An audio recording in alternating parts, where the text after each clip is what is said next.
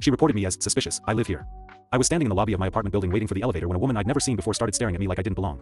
She clutched her phone, looked me up and down, and asked, "Can I help you?" I told her I lived here. She said, like she'd already decided I was lying.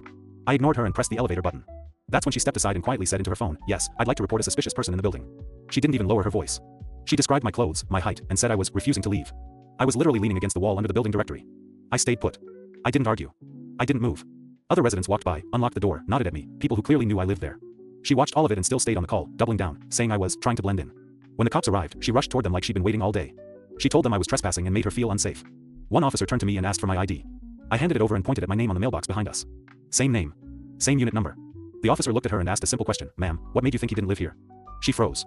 Started backpedaling. Said she was just being cautious and you can never be too careful these days. The confidence she had 5 minutes earlier was completely gone.